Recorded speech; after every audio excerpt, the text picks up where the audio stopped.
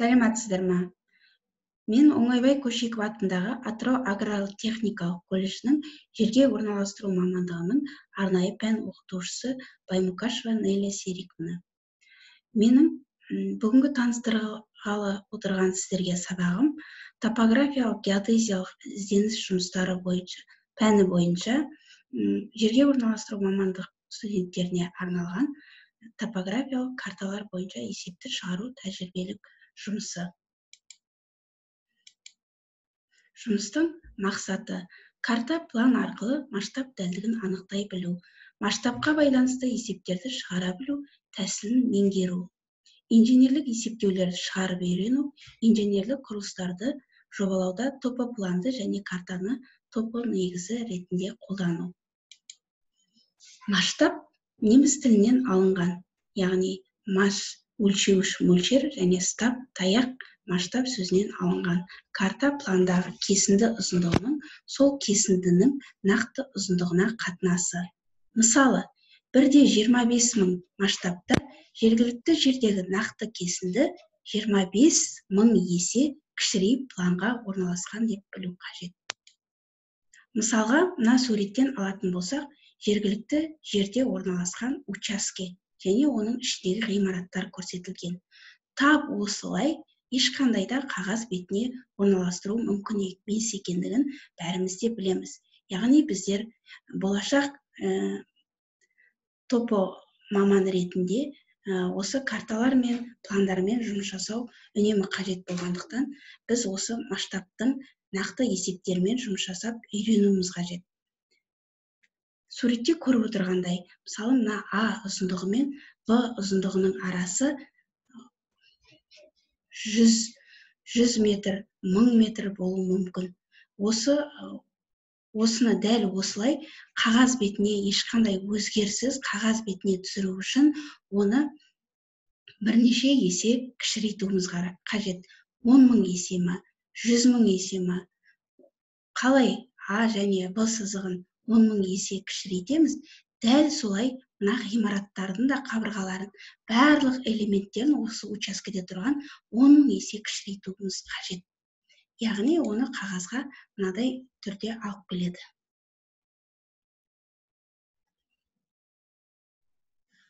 Мына суретте көріп тұрғандай, қағазда шартты белгілер түрінде алып орналастырады және олардың мына шартты белгісі жанында көрсетіледі. Масштаб дегеніміз осы. Енді өзіміздің колледжіміздің генералдық планмен танысып көрейік. Мысалға, біздің өзіміздің мынау колледжіміздің планы, яғни 1/2000 масштаб. Бұндағы әрбір элемент 2000 есе кішірейтілді деген сөз. Мынау біздің негізгі ғимаратымыз, мынау спорт залымыз, мынау өзіміздің арт жағындағы екінші ғимарат, мұның қасындағы техникалық ғимараттар, мынау спорт алаңы деген осы біздің негізімізде картаға орналастырғанда осының барлық өлшемдері 2000 есе азайды деген сөз. Енді мынандай нақты есептер шығарып көрейік. Бірінші мысал бойынша берілген сандық масштаб 1/25.000 болсын. Осы пландағы 1 сантиметр кесіндінің жергілікті жердегі нақты ұзындығын табуымыз керек. Пландағы 1 сантиметр кесіндінің жергілікті жердегі сәйкес метрмен ұзындығын білу үшін сандық масштабтың бөліміндегі санды 100 есе азайту қажет. 100 есе не үшін азайтамыз? Яғни 1 метрде 100 сантиметр бар. Сондықтан масштабтың бөлімін 100-ге бөлеміз. Яғни шешуі жергілікті жердегі ұзындықты табу үшін, яғни DM-ді табу үшін 25.000-ді 100-ге бөлеміз. Ол 250 метр болады. Осылайша, мысалдағы берілген масштаб бойынша пландағы 1 сантиметр жергілікті жердің 250 метріне сәйкес болады. Енді мына есепті қараңыздар. Сіздерге осындай мысал есептер берген едім. Бұны шешу үшін не істейміз? 1/1000 масштаб. Біздерге осының 1 сантиметрі жергілікті жердің неше метріне тең болуын табу үшін 1/1000-ді, яғни 100-ге бөлеміз. Бірде 1000-ды 100-ге бөлгенде, мына жерге 10 метр деп жазып қоямыз. Мына жерге жазып қойын.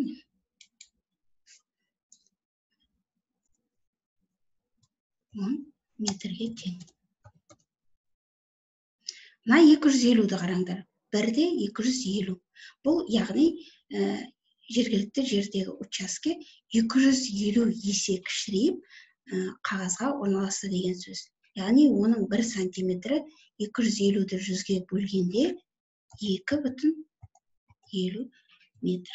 Яғни 2 метр 50 сантиметр. Осылай мына қалған кестелерді де шығаруымыз керек. Бірінші мысал бойынша, яғни 100-ге бөлу арқылы масштабтың бөлімін. Келесі есеп. Екінші мысалда жергілікті жердегі сызықтың ұзындығы берілген. 183,45 метр берілген. А мен В-ның ұзындығы. Яғни масштаб 1-де 5000. Осындағы 0,1 миллиметр дәлдікпен неше сантиметрге сәйкес екендігін анықтау үшін біздер мына пландағы сызықтың ұзындығын анықтау үшін жергілікті жердегі сызықтың ұзындығын, яғни беріліп тұр ғой бізге, соны А-ға бөлеміз. А дегеніміз не? А дегеніміз пландағы 1 сантиметр сәйкес жергілікті жердегі метр саны. Яғни манағы шығарған есебіміз 1-де 5000 масштабтың 1 сантиметрі неше метрге тең екенін табу. Яғни 50 метрге бөлімін 100-ге бөліп жібереміз де 50 метр. Есептің формуласына келген орнына қоятын болсақ, 183,45-ті 50-ге бөлеміз. Және ол 3,669 сантиметр шығып тұр. Осыны миллиметрге айналдыру үшін 1 сантиметрде 10 миллиметр бар екенін ескере отырып, манағы 10-ға көбейтеміз сантиметрді. 36,69 миллиметр. Енді оны дөңгелек дегенде, 69 болғандықтан, 36,7 миллиметрге тең болып шықты. Енді мынандай кесте бердім. 1-де 100 масштаб. Жергілікті жердегі сызықтың ұзындығы 54,32 метр. Енді осыны миллиметрге дейін айналдырып шығаруымыз керек. Яғни бұны мына формулаға саламыз. 1-де 100 масштабта жергілікті жердің ұзындығы бойынша 1 сантиметріміз 1 метрге тең екенін біліп отырмыз. Яғни 1-де 100-ді 100-ге бөлгенде 1-ге тең болады. 54,32-ні 1-ге бөлгенде сол сантиметр қайтып шығады. 54,32 сантиметр. Енді оны миллиметрге айналдырғанда, оны 10-ға көбейтеміз. Яғни 543,2 деп. 543,2 деп миллиметр. Жерде бізде миллиметр сұрап отыр. 0,1 миллиметр дәлдікпен деп. Мына есепті осылай шығарып қояды екенбіз. Келесі есеп, мысалы 1-де 200. Бұның 1 сантиметрі 2 метрге тең. 76,36-ны 2-ге бөлеміз. Яғни бұл жерде 76,36-ны 2-ге бөлгенде 38,18. Оны сантиметр миллиметрге айналдырғанда 381,8 миллиметр. Осылай қалған есептерінде шығара береміз. Түсінікті ғой? Келесі үшінші есеп. Үшінші есепті шығару үшін пландағы кесіндінің ұзындығы белгілі. 4,31 метр. Сантиметр. Масштаб 1-де 2000. Осы кесіндінің жергілікті жердегі ұзындығын табу үшін манағы жергілікті жердегі ұзындықты табу үшін пландағы ұзындықты А-ға көбейтеміз. А дегенді білеміз, манағы жергілікті жердегі 1 сантиметрдің сәйкес метрі. Яғни 1-де 2000 болса, сәйкес метр 20 метрге тең. 1 сантиметр 20 метрге тең. Яғни берілген 4,31-ді 20-ға көбейтеміз, ол 86,2 метр болып шығады екен. Мына есепте мысалда былай шығаруға болады. мына соңындағы есепті көрсетейін. 1,20,000 масштабпен 7,56 сантиметрді табу үшін 20,000-ді 100-ге бөлгенде 1 сантиметріміз 200 метрге болады. 100,000-ны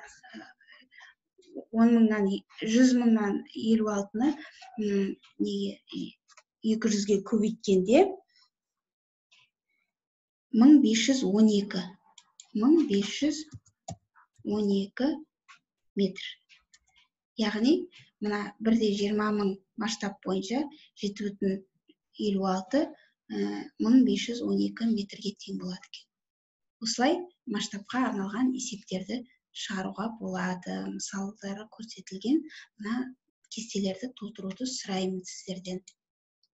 Тексеруге арналған сұрақтар бойынша Платонус бағдарламасына осы сұрақтарды ілдім теория сабағы бойынша, және сол сұрақтарды табу мақсатында осындай әдебиетпен танысып отыруларыңызға болады. Назарларыңызға көп рахмет.